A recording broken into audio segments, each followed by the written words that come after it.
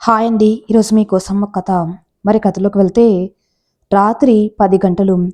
ఆ రోజు కూడా మేఘన రోజులాగే అన్నా వదిన లోపలికి వెళ్ళగానే తల్లితో పాటు మొదటి గదిలోనే నిద్రకు ఉపక్రమించింది. అది పూర్తి పల్లెటూరు కాదు, అలా అని టౌన్ కూడా కాదు. ఆ ఊర్లో ఒక చిన్న 3 గదుల ఇల్లు, ఒక పడగ్గది, హాల్, వంటిల్లు. అన్నా వదిన పడగ్గదిలో నిద్రపోతే తల్లి హాల్లో మంచంపై నిద్రపోతుంది. అదే హాల్లో మిగిలిన కొద్ది జనాల్లో నేలపై బొంతపరుచుకుని పడుకుంది మేఘన. అదే కొంతకాలం క్రితం ఈ ఇంటికి వస్తే మంచం పరుపు వేశారు తన కోసం. ఈరోజు అవి ఉన్న వేయటానికి బరువు. అసలు నేల మీద ఆ కాస్త జాగ ఇవ్వటమే ఎక్కువ అనుకుంటున్నారు. బరువు అంటం కన్నా నిర్లక్ష్యం అంటే బాగుంటుంది. నెల అయ్యింది తన ఇంటికి వచ్చి. తన పరిస్థితికి సానుభూతి కాదు కదా, మెల్లమెల్లగా తన్ను కనీసం మనిషిగా చూడ్డం కూడా మానేశారు. ఇంట్లో ఏం చేయకుండా ఉంటే తేరగా తిని కూర్చుంటున్నావు అన్న మాటలు. సరే అని ఏ పని చేసినా ఎలా చేసినా అది వదినకు నచ్చదు. తనని బరువుగానే అనుకుంటున్నారు ఆ ఇంట్లో. తల్లి పూర్తిగా అన్న మీద ఆధారపడి ఉంది. దాంతో మేఘన కోసం ఏమి చేయలేని నిస్సహాయత ఆమెది. పైగా 3 లక్షలు కట్నం ఇచ్చి పెళ్లి చేస్తే మళ్ళీ ఇంటికి వచ్చావు అన్న తల్లి మాటలు. వదిన తల్లిని బాగానే చూస్తుంది. మేఘన మీదే విసుగు. పెళ్ళైన 6 నెలలకే భర్త చనిపోయి పుట్టింటికి చేరిందన్న చిన్న చూపేం మరి. అన్నకు తన మీద ప్రేమే, కానీ ఆ ప్రేమ తిండి పెట్టలేదు, సంపాదన పెంచలేదు కదా. 6 నెలల క్రితం మంచి సంబంధం, నేనుండగానే ఏదైనా చేయాలంటూ శేఖర్ గారు కూతురు మేఘనకు చదువు ఆపేసి మరీ పార్దుతో పెళ్లి చేశారు. మరుసటి నెలలోనే కొడుకు వరుణ్కి కూడా వర్షతో పెళ్లి చేసి మరో 10 రోజులకు అనారోగ్యంతో మరణించారు. ఆయన బతికి ఉండుంటే మేఘన పరిస్థితి వేరుగా ఉండేదేమో. శేఖర్ గారు అదే ఊర్లో చిన్న ఉద్యోగం చేసుకుంటూ భార్య లలిత, కొడుకు వరుణ్, కూతురు మేఘనతో ఉండేవారు. ఆ ఇల్లు తప్ప మరేమీ కూడపెట్టలేదు. వరుణ్ మామూలుగానే చదివినా మేఘన మాత్రం బాగా చదివేది. కానీ పెద్ద చదువులు చదివించటానికి ఆయనకు ఆర్థిక పరిస్థితులు సహకరించలేదు. పైగా కూతుర్ని దూరం పంపటం కూడా ఇష్టం లేక అదే ఊర్లో డిగ్రీలో చేర్పించాడు. కానీ ఆయన అనారోగ్యం వల్ల డిగ్రీ ఇంకో 6 నెలల్లో పూర్తవుతుందనగా మేఘన చదువు ఆపించి మంచి సంబంధం అంటూ ఉన్నదంతా ఊడ్చి 3 లక్షల కట్నం ఇచ్చి పార్దుతో పెళ్లి చేశారు. అయితే పార్దు ప్రోత్సాహంతో దూర విద్యలో డిగ్రీ పూర్తి చేసింది. పార్దు వాళ్ళది కాస్త కట్టుబాట్లు ఉన్న కుటుంబం. దాంతో మేఘన కాలేజ్కి వెళ్ళి చదవటం వాళ్లకు పెద్దగా ఇష్టం లేదు. కానీ దూర విద్యలో చదవటానికి మాత్రం ఏ అభ్యంతరము చెప్పలేదు. ఆడబిడ్డ మాత్రం కాస్త ఇబ్బంది పెట్టినప్పటికీ అత్తమామలు, భర్త తనకు అండగా ఉండటంతో పెద్ద కష్టపడలేదు. అంత బాగుందనుకుంటూ ఉండగా నెల క్రితం, అంటే పెళ్ళైన 6 నెలలకు పార్దు ఆఫీస్ నుండి ఇంటికి తిరిగి వస్తూ ఉండగా యాక్సిడెంట్ అయ్యి మరణించడంతో మేఘన పుట్టింటికి చేరింది. రోజులు గడుస్తున్నాయి, కానీ మేఘన పరిస్థితి ఏం మారలేదు. వారం గడిచిన తర్వాత తన మామగారు వరుణ్కి ఫోన్ చేశారు. మేఘనని అక్కడికి పంపమని అడిగారు. వరుణ్ ఆశ్చర్యపోయాడు. అదేంటి మామయ్య గారు, మీరే కదా నా చెల్లెల్ని తీసుకెళ్ళమని పుట్టింటికి పంపేశారు. అదేంటి వరుణ్, ఏదో భర్త పోయిన బాధలో ఉంది, పుట్టింట్లో ఉంటే కాస్త తేరుకుంటుంది అని పంపించానంతే. కొడుకు పోయాడని కోడల్ని వదిలేస్తాను అనుకుంటున్నావా? వీలైనంత తొందరగా మేఘన్ని పంపివ్వండి. సరే మామయ్య గారు. అదే విషయం వరుణ్ ఇంట్లో చెప్పాడు. లలిత గారు ఏం మాట్లాడలేదు. వర్షం మాత్రం వెళ్ళిపో అన్నట్లు చూస్తుంది. ఎప్పుడు బయలుదేరతావు మేఘన? తోడబుట్టిన వాడి ప్రశ్నకు మేఘన చాలా బాధపడింది. కనీసం మాట వరుసకైనా నువ్వు వెళ్తావా వెళ్ళవా అని అడగలేదు. వీళ్ళు తనని వదిలించుకోవాలని అనుకున్నారని మేఘనకు అర్థమైంది. దాంతో ఏదైనా తన అత్తవారింట్లోనే తేల్చుకోవాలని అనుకుంది. మీరు ఎప్పుడు వెళ్ళమంటే అప్పుడు వెళ్తానన్నయ్యా. మేఘన సమాధానానికి వర్షం ముఖంలో కన్నీ కనపడని ఒక చిన్న చిరునవ్వు, వరుణ్ ముఖంలో ఉపశమనంతో కూడిన ఒక రకమైన భావం తొణికిసలాడింది. లలిత గారు ఏమనుకోవాలో తెలియని అయోమయంలో ఉన్నారు. అదంతా గమనించిన మేఘన మనసు చివుక్కుమన్నా మౌనంగా ఉండిపోయింది. మరుసటి రోజే మేఘన్ను పంపించారు. అత్తవారింటికి బయలుదేరిన మేఘనకు తన జీవితమంతా కళ్ళ ముందు కదిలింది. ఇంటికి చేరుకున్న మేఘనకు తన కోసమే వేచి చూస్తున్నాం పార్వతి, సతీష్ గారు ఎదురొచ్చారు. ఆప్యాయంగా పలకరించి లోపలికి తీసుకువెళ్లారు. మేఘన పార్వతి గారు చెప్పినట్టు తినేసి పడుకుంది. ఆమెకు ఒక రకమైన హాయిగా ఉంది. కాని ఆ గది నిండా పార్థు జ్ఞాపకాలే. అతనితో గడిపిన ఆ కాస్త సమయమే అనుక్షణం ఆమెను వెంటాడుతూ ఉంది. అలానే ఎప్పటికూ నిద్రపోయింది. ఉదయాన్నే నిద్రలేచి ముఖం కడుక్కొని బయటికి వచ్చిన మేఘనకు పార్వతి గారు కాఫీతో ఎదురొచ్చారు. మేఘన మొహమాటంగానే తీసుకుంది. స్నానానికి బట్టలు తీసుకుంటున్న మేఘనకి తన ఆల్మారాలో ఉన్న రంగురంగుల చీరలు చూసి దుఃఖం ముంచుకొచ్చింది. కాని బాధనంతా పంటి కింద అణుచుకొని స్నానం చేసి గదిలో నుంచి బయటకు వచ్చింది. మేఘన్న చూసిన సతీష్ గారికి మనసు చివుక్కుమంది. పార్థు బతుకుండగా పార్వతి గారు మేఘనని కోడలిగా మాత్రమే చూసేవారు. కోడల్ని రాచి రంపాన పెట్టకపోయినా, సూటిపోటి మాటలనకపోయినా అత్తగా నా మాట చెల్లాలి అన్న చిన్న అహమామిది. కానీ మేఘనకు చిన్న జ్వరం వచ్చినా కన్న కూతురు చేసినట్టు సేవలు చేసేది. మేఘనకు కూడా అత్తగారి మనసు అర్థమైంది. ఎప్పుడు తను అహం ప్రదర్శించినా ఏ రోజు ఒక్క మాట కూడా అనకుండా అనుకువగా ఉండే కోడలంటే పార్వతి గారికి చాలా ప్రేమ. కానీ అది బయటకు చూపించేవారు కాదు. అత్తగారిని అన్న అధికారం చూపిస్తూనే మేఘన్నెప్పుడు కుంకుమ, గాజులు, నగలు, పూలతో నిండుగా తయారు చేసేది. అటువంటి మేఘన ఈరోజు ఒక సాదా చీరలో చెవుల్లో చిన్న దుద్దులు తప్ప ఒంటిపై మరే ఆభరణాలు, అలంకారాలు లేకుండా కనిపిస్తుంటే ఆవిడ గుండె తరుక్కుపోయింది. సతీష్ గారికి, పార్వతి గారికి కొడుకు పోయాడన్న బాధ కన్నా నిండా 20 ఏళ్లు కూడా లేని కోడలు విధవరాలు అయిందన్న బాధ ఎక్కువగా ఉంది. మేఘనని అలా చూడలేని పార్వతి గారు వెంటనే తన లోపలికి తీసుకువెళ్లారు. ఆవిడకు దుఃఖంతో గొంతు పూడుకపోయి ఏం మాట్లాడలేకపోయారు. అలానే ఆల్మారాలో నుంచి ఒక మంచి చీర తీసి దాన్ని కట్టుకోమన్నారు. మేఘన అత్తగారి మాటలకు ఎదురు చెప్పలేక మౌనంగా చీర మార్చుకుంది. ఆ లోపు పార్వతి గారు తమ ఇంట్లోనే ఉన్న మేఘన నగలు బయటకు తీశారు. మేఘన పెట్టుకున్న దుద్దులు తీసేసి కాస్త కనపడే కమ్మలు పెట్టారు. మెడలో ఒక సన్నని చైన్ వేసి నుదుటిన చిన్న నల్లటి బొట్టు పెట్టి చివరగా 2 చేతులకు బంగారు గాజులు వేశారు. ఆ గాజులు చూసిన అత్త కొడలిద్దరికీ కళ్ళల్లో నీళ్లు కారిపోతున్నాయి.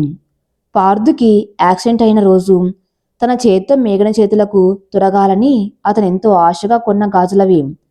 తనకు బొట్టు పెడుతున్న అత్తగారిని చూస్తున్న మేఘనకు తాను ఇన్ని రోజులు పుట్టింట్లో ఇలాగే తిరుగుతున్నా ఏమాత్రం పట్టించుకొని తల్లి అన్న వదిన గుర్తొచ్చి మనసు బాధతో మూలిగింది. ముందుగా పార్వతి గారి తేరుకొని మేఘనను బయటకు తీసుకువెళ్లారు. సతీష్ గారు బయటకు వచ్చిన కోడల వంక తృప్తిగా చూసి ఏదో మాట్లాడబోయారు. కానీ ఇంతలోనే కోపంగా వస్తున్న తన కూతురు అంజలి ఆమెని ఆపాలని ప్రయత్నిస్తూ వెనకే వస్తున్న అల్లుడు అజయ్లను చూసి ఆగిపోయారు. ఏంటమ్మా ఇది మళ్ళీ ఇంటికి ఎందుకు వచ్చింది? ఆ పార్థునైపోయాక ఇది మనకెందుకు నాన్నా? అసలు ఇంట్లోకి ఎలా రానిచ్చారు? మేఘనని చూస్తూ ఏంటే నీకేమైనా సిగ్గులేదా? పోయిన దానివి మళ్ళెందుకు వచ్చావు? అంజలి రావటమే మేఘనపై విరుచుకుపడింది. దాంతో సతీష్ గారు కోప్పడ్డారు. అంజలి మేఘన నా కోడలు, నా బాధ్యత. పెళ్లి చేసుకుని ఇంకో ఇంటికి వెళ్ళిన నీకు నాకిష్టం లేకుండా నా ఇంటి విషయాలు తలదూర్చే హక్కు ఏమాత్రం లేదు. అంటే కన్న కూతుర్ని నాకంటే ఇదే ఎక్కువైపోయిందా నాన్న? నాకు ఈ ఇంట్లో ఏ హక్కు లేదా? నీకన్నా ఇంటి కోడలుగా మేఘనకే హక్కు ఎక్కువ.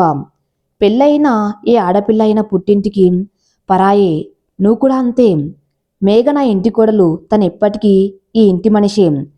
మీ ఇంటికి వెళ్ళు అని ఎవరైనా అంటే నువ్వు మీ ఇంటికి వెళ్తావు. అలాగే మేఘనని మీ ఇల్లు ఏదంటే ఈ ఇల్లే చూపిస్తుంది. అదే ఇంటి ఆడబిడ్డకి కోడలికి ఉన్న తేడా. అమ్మా నాన్న అలా మాట్లాడుతూ ఉంటే నువ్వేం మాట్లాడవేంటి? అజయ్ ఎంత ఆపాలని ప్రయత్నిస్తున్నా అంజలి ఆగట్లేదు. ఎప్పటికీ నీకన్నా మేఘనని ఈ ఇంటికి ఎక్కువ. పార్థు లేనంత మాత్రాన ఏది మారదు. మీ నాన్న మాటే నా మాట కూడా. తల్లిదండ్రుల మాటలకు అంజలికి ఉక్రోషం పొడుచుకొని వచ్చింది. ఆడపడుచు మాటలకు ఏమనాలో తెలియక తన పరిస్థితికి బాధపడుతూ ఒక పక్కగా నుంచొని మేఘనపై ఆ ఉక్రోషాన్ని చూపింది. ఏ మందు పెట్టావు వీళ్ళకి? నాకన్నా నువ్వే ఎక్కువైపోయావు. అయినా మొగుడు చచ్చినా అలంకారాలు చేసుకున్నావు. ఎవరి కోసం? ఎవడి పక్కలోకి వెళ్ళాలని? మాట పూర్తయ్యేలోపే అంజలి చెంప పగిలిపోయింది. ఊహించిన ఆ దెబ్బకి అంజల్ తూలిపడింది. ఆడపడుచు మాటలు భరించలేక కళ్ళు మూసుకున్న మేఘన ఆ శబ్దానికి ఉలిక్కిపడింది. ఇప్పటి వరకు నిదానంగా మాటలతోనే అంజల్ని ఆపాలని ప్రయత్నిస్తున్న అజయ్ ఆమె చివరి మాటలను భరించలేక చేయి చేసుకున్నాడు.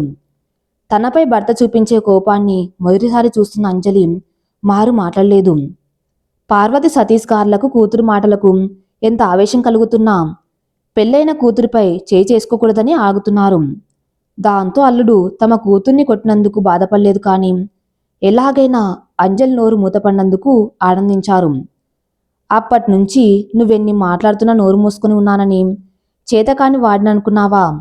అందరి ముందు ఏమైనా అంటే నీ గౌరవం ఏమవుతుందని ఆలోచించానంతే. అసలు ఇక్కడికి వస్తున్నావని కానీ ఇలా మాట్లాడతావని కానీ తెలిసి ఉంటే కాళ్ళు విరగ్గొట్టి ఇంట్లో కూర్చోపెట్టేవాడిని. ఏం మాటలవి? అసలు నోరేనాది? తమ్ముడు చనిపోయాడన్న బాధ ఏమైనా ఉందా నీకు? చిన్న వయసులో భర్త పోయి బాధలో ఉన్న ఆ అమ్మాయికి ధైర్యం చెప్పాలి కానీ ఇలా మాట్లాడతారా ఎవరైనా? మొదటిసారి నీ మొహం చూడాలంటేనే అసహ్యంగా ఉంది. చూడు, నోరెత్తకుండా నాతో వస్తానంటే ఇప్పుడే ఇంటికి రా, లేదా ఇక జీవితాంతం ఇక్కడే ఉండిపో, ఆపై నీ ఇష్టం. పెళ్ళైనప్పటి నుండి కనీసం కోపంగా కూడా మాట్లాడిన తన భర్త ఈరోజు మేఘన వల్ల తన్ని కొట్టాడని అంజలి ఇంకా కోపం పెంచుకుంది. కానీ భర్త మాటలకు నిర్ణయానికి భయపడి బయటకు నడిచింది. క్షమించండి మామయ్య, క్షమించండి అత్తయ్య. అమ్మ మేఘన, ఆ మాటలేవి మనసులో పెట్టుకోవద్దు. తన తరపున నేను క్షమాపణ అడుగుతున్నాను. ఎప్పుడు ఏ అవసరం వచ్చినా ఈ అన్నయ్య ఉన్నాడని గుర్తుపెట్టుకో తల్లి, ఉంటాను. మేఘన ఏదో మాట్లాడేలోపే అజయ్ గుమ్మం దాటేశాడు. మేఘన మనసులో అంజలి మాటలు తీరని గాయాన్ని చేశాయి. అది గమనించిన పార్వతి గారు మేఘన్ని అన్నయించి ధైర్యం చెప్పారు. అంజలి మాటలతో ఆ చైన్ గాజులు కూడా తీసేయాలి అనుకున్న మేఘనని పార్వతి గారు సతీష్ గారు ఇద్దరు వారించారు. దాంతో తన ఆలోచన విరమించుకుంది. మేఘన 2 రోజులకు ఆ సంఘటన నుండి మెల్లగా కోలుకుంది. మరుసటి రోజు సతీష్ గారు పార్వతి గారు మేఘంతో మాట్లాడాలి అంటూ పిలిచి తమ దగ్గర కూర్చోబెట్టుకున్నారు. సతీష్ గారి చేతిలో ఒక లెటర్ ఉంది. దాన్ని చూపిస్తూ, అమ్మా మేఘన, నీకోసం జాబ్ చూసాను తల్లి, మరో వారంలో వెళ్ళి జాయిన్ అవ్వాలి. మామయ్య, పార్వతి గారు సతీష్ గారు ఇద్దరికి తాము కొద్ది రోజుల క్రితం మాట్లాడుకున్న మాటలు గుర్తుకొచ్చాయి. పార్వతి, మనం పార్థు చనిపోయాడని ఆలోచిస్తున్నాం, కానీ మేఘన భవిష్యత్తు గురించి ఆలోచించడం లేదు. అవునండి, అంత మంచి పిల్లకి ఇంత చిన్న వయసులో రావాల్సిన కష్టం కాదు ఇది. తన జీవితం గురించి నాకు దిగులుగా ఉంది పార్వతి. తను మన కోడలు, మన బాధ్యత. అవునండి, నిజమే. ఇద్దరు కాసేపు మౌనంగా ఉన్నారు. పార్వతి మేఘనకు మళ్ళీ పెళ్లి చేద్దామా? సతీష్ గారి మాటలకు పార్వతి గారు ముందు ఆశ్చర్యపోయినా తర్వాత ఎంతో ఆనందపడ్డారు. ఎంత మంచి ఆలోచన అండి, నాకు అసలు ఆ ఆలోచనే రాలేదు. కానీ మన కట్టుబాట్లు. ఏం కట్టుబాట్లు పార్వతి? చెడు జరగనప్పుడు ఎన్నైనా పాటించవచ్చు, అంతేకాని వాటి కోసం మన జీవితాలు నాశనం చేసుకోకూడదు. అందుకే మేఘనకు సంబంధాలు చూడాలనుకున్నాను. మేఘనకు ఖచ్చితంగా పెళ్లి చేద్దామండి. కానీ ఒక్క మాట చెబుతాను, తప్పుగా అనుకోరు కదా? చెప్పు పార్వతి. మేఘన లోకజ్ఞానం తెలియని పిల్ల. ఇప్పుడు పార్థు చనిపోయినా మనం ఉన్నాము. మనం కూడా లేకపోతే పరిస్థితి ఏంటి? మళ్ళీ పెళ్లి చేద్దాం అనుకున్నారు కదా. ఒకవేళ ఏదైనా ఇబ్బంది వస్తే ఎల్లకాలం మనం ఉండలేం కదా. ఏమంటున్నావు పార్వతి? సరిగ్గా చెప్పు. 1 సంవత్సరం మేఘనతో ఉద్యోగం చేయిద్దాం. దానివల్ల తనకు బయట ప్రపంచం కాస్తేనే తెలుస్తుంది. తర్వాత పెళ్లి చేద్దాం. సంవత్సరం గడవటం వల్ల మేఘన కూడా పార్థు జ్ఞాపకాల నుండి కాస్త బయటపడుతుంది. నిజమే పార్వతి, అలాగే చేద్దాం. నేను మేఘన కోసం ముందు ఉద్యోగం చూస్తాను. సంబంధాల సంగతి తర్వాత చూద్దాం. ఆయన మేఘన వచ్చిన రోజే విషయం చెప్పాలనుకున్నారు. కానీ ఇంతలో అంజల్ రావటం, ఏదేదో అనటం జరిగిపోయింది. పెళ్లికి ముందు మేఘనకు బాగా చదవాలని, ఉద్యోగం చేయాలని ఎన్నో ఆశలు ఉండేవి. పెళ్ళయ్యాక మాత్రం అన్ని ఆశలు వదిలేసుకుంది. కానీ పార్థు ప్రోత్సాహం వల్ల డిగ్రీ మాత్రం పూర్తి చేయగలిగింది. ఇప్పుడు మామగారు ఉద్యోగం చేయమంటే ఏమనాలో ఆమెకు అర్థం కావటం లేదు. ఆమె పరిస్థితి అర్థం చేసుకున్నారు సతీష్ గారు. చూడు తల్లి, ఇప్పుడు నీకేదో ఒక వ్యాపకం అవసరం. అప్పుడే బాధను మర్చిపోగలవు. పెళ్లికి ముందు ఉద్యోగం చేయాలని కలలు కని ఉంటావు కదా. ఇప్పుడు ఆ కలలు నెరవేర్చుకో. పార్వతి గారికి ఇప్పుడే మేఘనకు రెండో పెళ్లి గురించి చెప్పడం ఇష్టం లేదు. ఎప్పుడైనా ఏదైనా జరగవచ్చు అనేది ఆమె ఉద్దేశం. ఇక మేఘన కాదని అనదలుచుకోలేదు. ఉద్యోగం వల్ల కాస్తైనా పార్థు ఆలోచనల నుండి బయటకు రావచ్చు అనేది ఆమె గట్టి నమ్మకం. దాంతో మామగారు చెప్పినట్టు ఉద్యోగంలో చేరింది. రోజు ఉదయాన్నే లేచి ఇంటి పనుల్లో అత్తగారికి సహాయం చేసి ఆఫీస్కి వెళ్ళటం, సాయంత్రం మళ్ళీ పనులు చేసుకుని నిద్రపోవటం, ఇదే తన దినచర్య. పార్వతి గారు మేఘనతో ఎక్కువ పని చేయించకపోయినా ఖాళీగా మాత్రం ఉంచటం లేదు. ఎంతసేపు ఏదో ఒక వ్యాపకంలో మునిగి ఉండేటట్లు చూస్తుంది. కానీ ఎంత చేసినా నిద్రపోయేటప్పుడు మాత్రం మేఘన ఏడుస్తూనే పడుకుంటుంది. పార్వతి సతీష్ గారులకు ఆ విషయం తెలిసినా ఏమీ చేయలేని నిస్సహాయత వాళ్ళది. అలాగే సంవత్సరం గడిచిపోయింది. ఈ సంవత్సరంలో మేఘన కాస్త మారింది. ఆమెలో ఆత్మవిశ్వాసం పెరిగింది. కానీ ఎలా ఉన్నా తన బాధ అయితే మారదు కదా. ఈ సంవత్సర కాలంలో మేఘన ఒక్కసారి కూడా పుట్టింటికి వెళ్ళలేదు. వాళ్ళు కూడా రమ్మని పిలవలేదు. అసలు మేఘన ఉద్యోగం చేస్తున్న విషయం కూడా వాళ్ళకు తెలియదు. ఇక అంజలి మేఘన ఉద్యోగం చేస్తున్న విషయం తెలిసి రగిలిపోయింది. కానీ భర్త మీద భయంతో ఏమనలేకపోయింది. అంజలికి ఓ కొడుకు పుట్టాడు. మేఘనని ఇబ్బంది పెట్టడం ఇష్టం లేని అజయ్ పురిటికి కూడా అంజలిని పుట్టింటికి పంపలేదు. ఆ రోజు శుక్రవారం, మరుసటి రోజు మేఘనకు సెలవు. మేఘన, మేము ఏదైనా అడిగితే మా కోసం చేస్తావా తల్లి? అదేంటత్తయ్యా, మీరు అడగకూడదు, చెప్తే చాలు నేను చేస్తాను. నీ విషయంలో నిర్ణయం తీసుకునే హక్కు నాకుందా తల్లి? నా విషయంలో నిర్ణయం తీసుకునే హక్కు మీ ఇద్దరికి మాత్రమే ఉంది మామయ్య. అయితే నా నిర్ణయం రేపందరి ముందు చెబుతాను తల్లి, దాన్ని ఒప్పుకొని నా మాట నిలబెడతావా? ఖచ్చితంగా మామయ్య.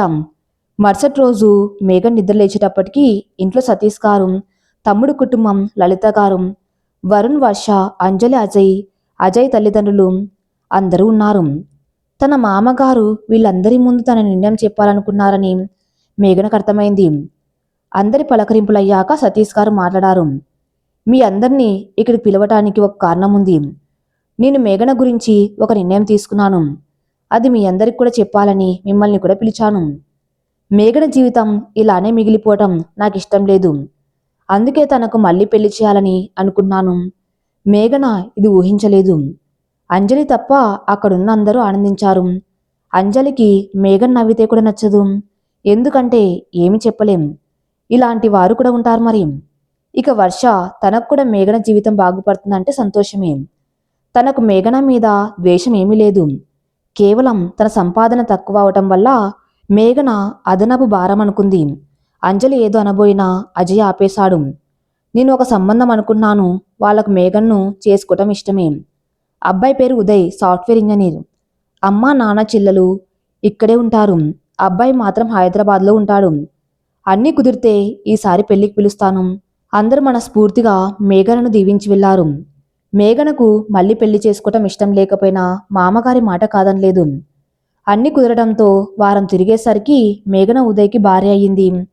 సతీష్ గారి కోరిక ప్రకారం పెళ్లి ఎక్కువ హడావిడి లేకుండా గుడిలో జరిపించారు. మేఘన ఎవరితోనూ మాట పడకూడదు అనేది ఆయన ఉద్దేశం. ఉదయ్, అతని తల్లిదండ్రులు మేఘనని మనస్ఫూర్తిగా తన కుటుంబంలోకి ఆహ్వానించారు. పెళ్లైన మరుసటి రోజు సతీష్ గారి ఇంట్లోనే మొదటి రాత్రికి ఏర్పాటు చేశారు. మేఘనకు అసలు ఈ పెళ్ళే ఇష్టం లేదు. ఈ కార్యక్రమాలకు తను సిద్ధంగా లేదు. కానీ ఆ విషయం ఎవరికి చెప్పలేదు. అలానే భయంగా పాల గ్లాస్తో గదిలోకి అడుగుపెట్టింది. అప్పటికే మేఘన కోసం ఎదురు చూస్తున్న ఉదయ్ తను రాగానే లేచి వచ్చి తలుపు గడియ పెట్టాడు. మేఘనకు టెన్షన్తో కాళ్ళు చేతులు వణుకుతున్నాయి. అది చలికాలమే అయినా చెమటలు కారిపోతున్నాయి. తనని గమనించిన ఉదయ్ చిన్నగా నవ్వుకొని మేఘన ఎదురుగా వచ్చి తన చేతిలోని పాల గ్లాస్ తీసుకున్నాడు. సగం తాగి మిగతా సగం మేఘనకిచ్చాడు. మేఘన తప్పక తాగింది. ఉదయ్ వెళ్ళి మంచంపై కూర్చున్నాడు. మేఘనని కూడా పిలిచాడు. తడబడుతున్న అడుగులతో మంచం దగ్గరకు వచ్చింది. ఉదయ్ ఆమె చెయ్యి పట్టి మంచంపై కూర్చోబెట్టాడు. మేఘన, నువ్వు ఈ పెళ్లి ఇష్టపడి చేసుకున్నావా? మేఘన కాస్త ధైర్యంగా అనిపించింది. లేదు. ఉదయ్ తన వైపే చూడ్డంతో, అంటే మీరు అని కాదు, నాకు అసలు పెళ్లి చేసుకోవటమే ఇష్టం లేదు. మామయ్య గారి మాట కాదనలేక. కానీ నేనైతే నిన్ను ఇష్టపడి పెళ్లి చేసుకున్నాను. ఏంటి, నిన్ను కాదనడానికి రెండో పెళ్లి అనేది తప్ప మరే కారణం లేదు. అదసలు కారణమే కాదు. మా అమ్మ నాన్నలకు కూడా అలాంటి పట్టింపులు లేవు. అందుకే నేను నిన్ను చేసుకున్నాను. కానీ నాకు తెలుసు నీకిప్పుడు ఈ బంధం ఇష్టం లేదని. నువ్వు మనస్ఫూర్తిగా ఇష్టపడినప్పుడే ఈ కార్యం జరుగుతుంది. కానీ అంతవరకు నేను నిన్ను తాకను. నేను కింద పడుకుంటా, నువ్వు మంచంపై పడుకో. ఇలాంటి మాటలు నా నుంచి ఊహించవద్దు. నేను మరీ అంత బుద్ధివంతునైతే కాదు. ఇద్దరం ఈ మంచం మీదనే పడుకోవాలి. నా ప్రయత్నాలు నేను చేయాలి కదా, లేకపోతే నువ్వు నన్ను ఎలా ఇష్టపడతావు? అందరూ ముందు అమ్మాయిని ప్రేమలో పడేసిన తర్వాత పెళ్లి చేసుకుంటారు. నేను మాత్రం ముందు పెళ్లి చేసుకుని తర్వాత ప్రేమలో పడేయాలి. ఇక పడుకో.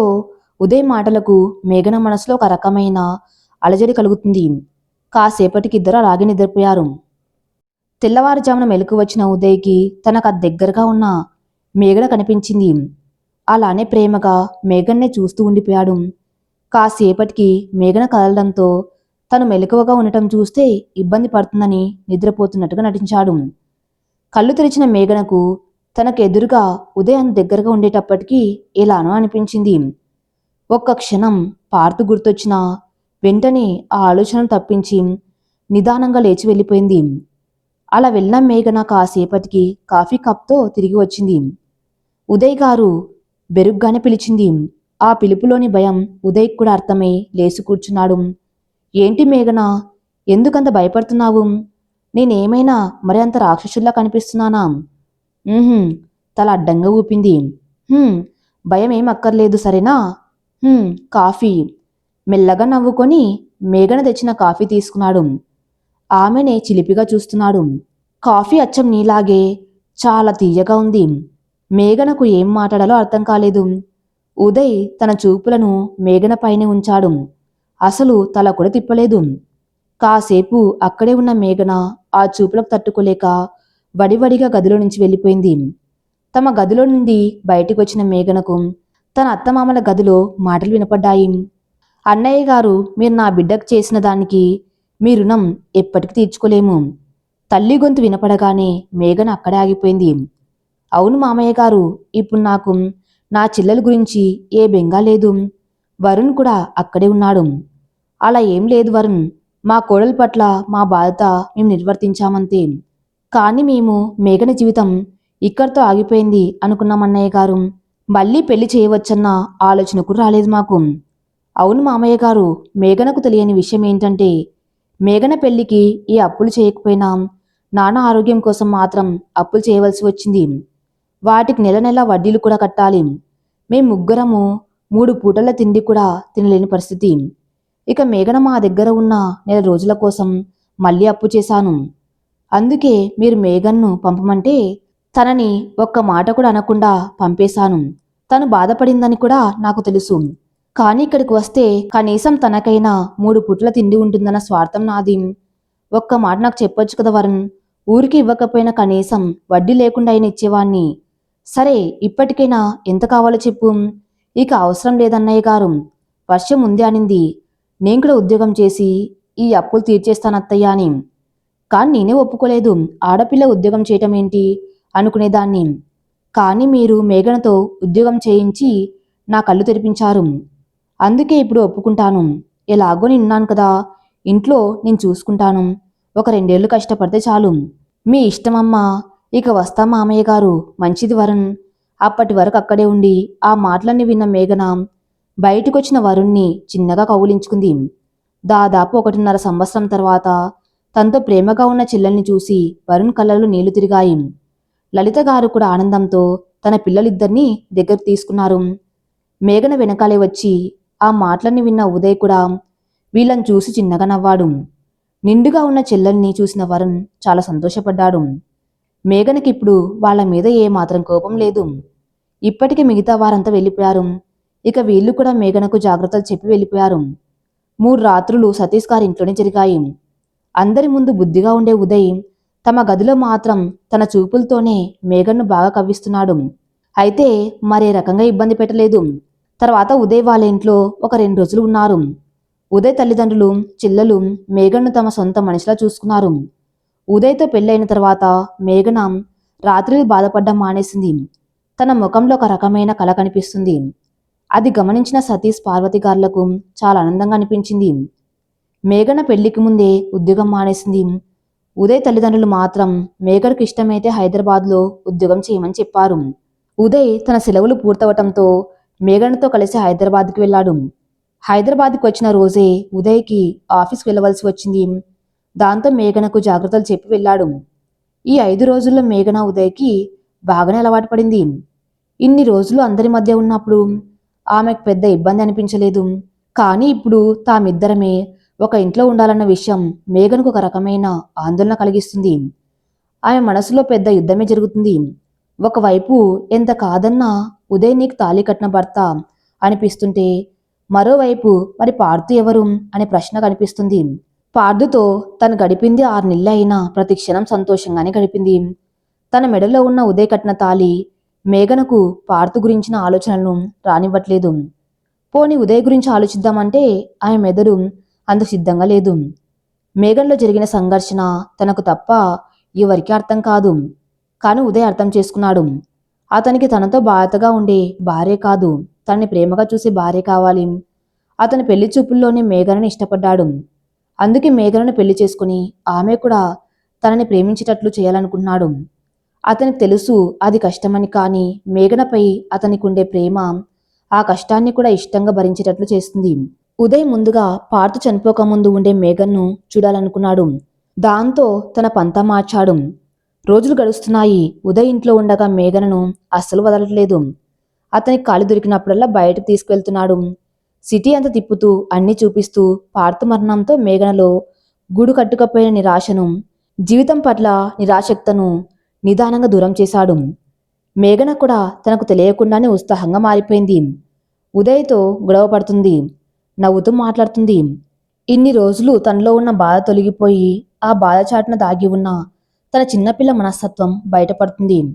ఉదయ్కి కూడా అదే కావాలి. అందుకే మేఘనతో ఒక స్నేహితుల్లా ఉంటున్నాడు. కానీ ఆ స్నేహంలోనే ప్రేమ కూడా చూపిస్తున్నాడు. మేఘనకు ఉద్యోగం చేయటం ఇష్టమని తెలుసుకున్న ఉదయ్ తన ఆఫీస్లోనే ఆమె కోసం ఉద్యోగం చూశాడు. మేఘన కూడా ఆనందంగా చేరింది. ఇద్దరు కలిసి ఇంటి పనులు చేసుకోవటం, కలిసి ఆఫీస్కి వెళ్ళటం, సాయంత్రం బయట తిరిగి రాత్రికి ఒకే గదిలో కబుర్లు చెప్పుకుని నిద్రపోవటం, అప్పుడప్పుడు ఫోన్లో తమ పెద్దవాళ్ళతో మాట్లాడడం, ఇదే వాళ్ళ దినచర్య. దాదాపు 2 నెలలు గడిచిపోయాయి. మేఘన కాలం చాలా ఆనందంగా గడిచిపోతుంది. ఉదయ్ ప్రతి విషయంలో మేఘన్ను ఎంతో జాగ్రత్తగా చూసుకున్నాడు. మేఘనకు ఆ జాగ్రత్తలో తన భార్య అనే బాధ మాత్రమే కాదు, భర్త ప్రేమ కూడా కనిపిస్తుంది. ఉదయ్ స్పర్శలో కూడా ఆమె పట్ల ప్రేమ తప్ప మరేం కనిపించడం లేదు. అది మేఘనకు బాగా తెలుస్తుంది. ఆమె మనసు కూడా ఆ ప్రేమను కోరుకుంటుంది. కానీ అది మేఘనకు తెలియట్లేదు. ఒకవేళ తెలిసినా ఆ మెదడు దాన్ని అస్సలు ఒప్పుకోలేదు. మన సమాజంలో తరతరాలుగా పాకిపోయిన కొన్ని రకాల నమ్మకాలే దీనికి కారణం. మళ్ళీ వాటికి కట్టుబాట్లనే పేరు. కానీ సతీష్ గారు కట్టుబాట్లను పక్కకు తోసేసి మరి కోడలికి మంచి జీవితాన్ని ఇచ్చారు. ఈ మధ్యలో ఉదయ్ చెల్లికి మంచి సంబంధం కుదిరిందని అతని తల్లిదండ్రుల నుంచి కబురు అందింది. ఉదయ్ మేఘన చాలా ఆనందించారు. అతని తల్లిదండ్రులు మాత్రం అంతా కోడలు వచ్చిన వేళ విశేషం అన్నారు. మేఘన సన్నగా నవ్వి ఊరుకుంది. పార్థు చనిపోయినప్పుడు ఎవరెవరో అన్న 6 నెలలకే మొగుణ్ణి మింగేసింది లాంటి మాటలు మేఘన మనసు లోతుల్లో బలమైన గాయాన్ని చేశాయి. దాని తాలూకా మచ్చలు అప్పుడప్పుడు ఇలా బయటపడుతూ ఉంటాయి. ఇప్పుడు ఉదయ్ తల్లిదండ్రులు తన్ని పొగుడుతూ ఉంటే మేఘనకు ఆ రోజులు గుర్తుకొచ్చాయి. లోకులు కాకులు అని ఊరికి అనలేదు కదా. ఉదయ్ మొదట్లో మేఘన తన్ని ప్రేమించాలంటే ఏం చేయాలని ఆలోచించేవాడు. కానీ ఎందుకో మనం ఏదో చేస్తే అది చూసి ఎదుటి వాళ్ళు మనల్ని ప్రేమించడం అనే పద్ధతి అతనికి నచ్చలేదు. మేఘన తనని తనలాగే ఇష్టపడాలి అనుకున్నాడు.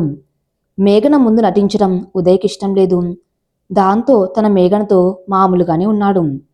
తన ప్రేమని జాగ్రత్త, బాధ అనే భావాలు చూపించాడు. ఎప్పుడూ తన హద్దు మీరి ప్రవర్తించలేదు. నిజమైన ప్రేమ ఎప్పటికైనా గెలుస్తుంది అని ఉదయ్ నమ్మకం. మేఘన ప్రేమ పొందడం కోసం ఎన్ని రోజులు ఎదురుచూడ్డానికైనా అతను సిద్ధంగా ఉన్నాడు. ఆ రోజు తమ ఆఫీస్ వార్షికోత్సవం. సూర్యుడు వెళ్ళి చంద్రుడు వచ్చే సమయానికి పార్టీ ఏర్పాటు చేశారు. ఇద్దరు తప్పకుండా వెళ్ళాలి. మేఘన త్వరగా రెడీవ్వు. హాల్లో సోఫాలో కూర్చున్న ఉదయ్ అరుస్తున్నాడు. కాసేపటికి గజ్జల శబ్దానికి తలెత్తిన ఉదయ్ ఎదురుగా ఉండే దృశ్యాన్ని చూసి లేచి అలాగే మేఘన వైపుగా వెళ్తున్నాడు. తెల్లని చీరకి ఎర్రని అంచుతో, చీరకు సరిపోయే నగలతో, ముఖంలో చెరగని చిరునవ్వుతో అప్పుడే దివి నుంచి భూమికి దిగి వచ్చిన దేవకన్యలా ఉంది మేఘన. అప్పటికి తన మనసులో జరిగే మార్పులు తనకు తెలుస్తున్నాం. అదేంటో తెలుసుకోలేని మేఘనకు ఉదయ్ దగ్గరగా రావటం మరింత అలజడి కలగజేస్తుంది. వెనక్కి వెళ్తున్న మేఘన గోడ అడ్డు రావటంతో ఆగిపోయింది. ఉదయ్ మేఘనకు అది దగ్గరగా వచ్చాడు.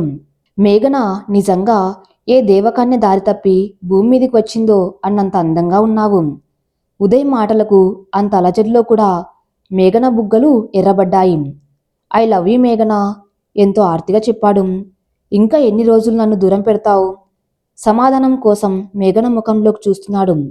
మేఘన తల కిందికి వాల్చేసింది. మేఘన ఇబ్బంది పడుతుందని అర్థం చేసుకున్న ఉదయ్ మేఘనకు దూరంగా జరిగాడు. పద, పార్టీకి లేట్ అవుతుంది. మేఘన కూడా ఉదయ్ వెనకాలే వెళ్ళింది. పార్టీ అయిపోయి ఇద్దరు ఇంటికి వచ్చారు. ఉదయ్ ఏం జరగనట్లు ప్రవర్తించడంతో మేఘన కూడా కాసేపటికి మామూలైపోయింది. కానీ ఈ సంఘటన వల్ల తనకు ఉదయ్పై ఉన్న ప్రేమ మేఘన మనస్సుకు తెలుస్తున్నాం. మెదడు మాత్రం దాన్ని ఒప్పుకోలేకపోతుంది. మేఘన ఇదంతా అర్థం చేసుకోలేనంత చిన్నపిల్ల ఏమి కాదు. పైగా తనకు వివాహబంధం గురించి తెలుసు. ఆ బంధంలోని భావాలను ఆమె అనుభూతి చెందింది కూడా. ఉదయ్ తనపై చూపించే ప్రేమకి మేఘన మనస్సు తన మెదుడిని ఓడించడానికి మెల్లమెల్లగా సిద్ధపడుతుంది. ఉదయ్ చెల్లెలి పెళ్లి దగ్గర పడింది.